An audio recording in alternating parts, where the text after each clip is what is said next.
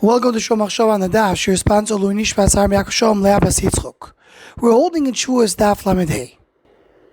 The Gemara in the middle of the Bay says that the Shavuos that are written regarding Pesel Micha, according to the first man the Amar, is the all Choyel. Even Yud Kivavke is Choyel. Rabbi Lazar argues, he says Yud Kivavke is Kodesh, and only Elohim is Choyel.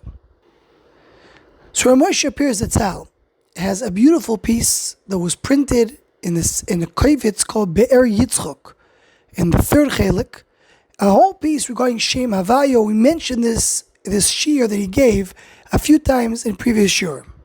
But within that very long shiur, there is a whole mahaloch to explain our Gemara. And we'll try to share it in a few minutes that we have over here.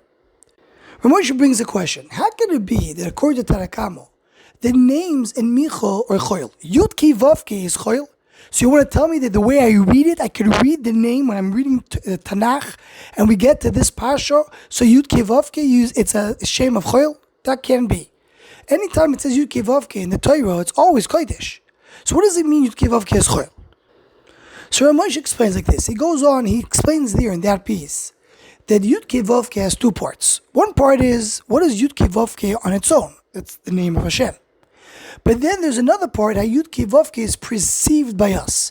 He brings Lashon Rashi in Sefer HaPardes that says the Yud Ki Vav Ki, the explanation of Ki Vav Ki, is in Aramaic. It's a word in Aramaic. How can it be Yud Ki Vav Ki is in Aramaic? So he says the name itself obviously is Lashon HaKodesh, but the way it's expressed by us, the way we human beings understand the word, that's what Rashi means to say it's Aramaic. That's how we perceive it. So he says that's the pshat by Micha as well. Tanakama says like this: Yud Kei Vav Kei. Of course, the name Yud Kei Vav Kei is Shem Havayo, but the way it was perceived by Micha was Choyel, and he made the way it's written is Choyel. The writing is Choyel, not the name itself. The name itself is Kodesh. It's the perception of it, is how we come to receive it. So the Kedusha Hashem is not Chal on the Ksav because it's only Kedusha Hashem Mitzadatzvoi, not the way we perceive it. So when you write it doesn't have Kedusha, but obviously when you read it does have a Kedusha. And he goes on to explain what's the oimik of this Indian. How do you understand what Micha? What is the Pesel Micha? What is the Shavuos by Micha? So he brings the name of the Arizal. The Arizal speaks about the Koifrim that they believe there is Hashem in the world, but that he took away his Ashgacha from this world. He's up there in Shamayim. He's not down here in this world with us. So he explains the oimik of Pesel Micha is this thing. Pesel Micha is you believe there is Hashem in the world, but he's not really involved in our day-to-day life. He's not down here with us. And with this, we explained in the past what's two things we find in Shas regarding Pesel Micha. And one hand, we find that Pesel Micha went with Am Yisrael through Kriyas Yamsuf. When they went through the sea, they took with them Pesel Micha. The other thing that we find is the Yona's son, the grandson of Moshe Rabbeinu, the son of Gershom, he was a kohen for Pesel Micha. How do we understand such a thing? When we go through Kriyas Yamsuf, they take Pesel Micha, they take Avodah Zarah. The grandson of Moshe Rabbeinu is in Avodah Zarah. But according to this understanding, Pshat is, Pesel Micha is not denying Kadosh Baruch Hu in the world. There is Hashem, but the way he's not involved in the Ashgacha of this world.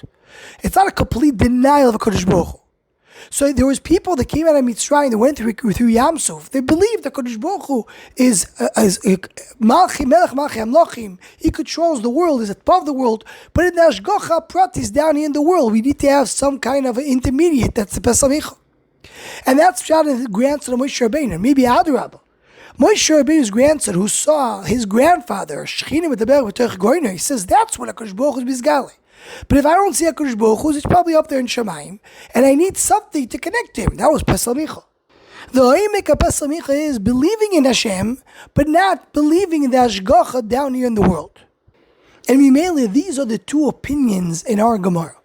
Rabbi Lazar says, Yud Kei Vav Kei is Kodesh. That's talking about Hashem himself. Eloikim, that's the Giluyim here in the world. That's Bala Koichas Kulam. That's the powers of the world. The powers is not Gilui Hashem. The powers, the Ashgacha right down here is Choyel. That's all of it is.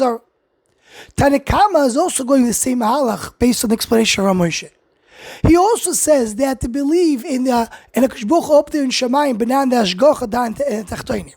So he says the way it is it's Shemois Hanim Chokim. You can erase it. It's Yud Kei Vav Kei up there in Shamayim. But when you write it, that's the way we perceive Yud Kei Vav Kei. See, in Yud Kei Vav Kei itself, you have two parts.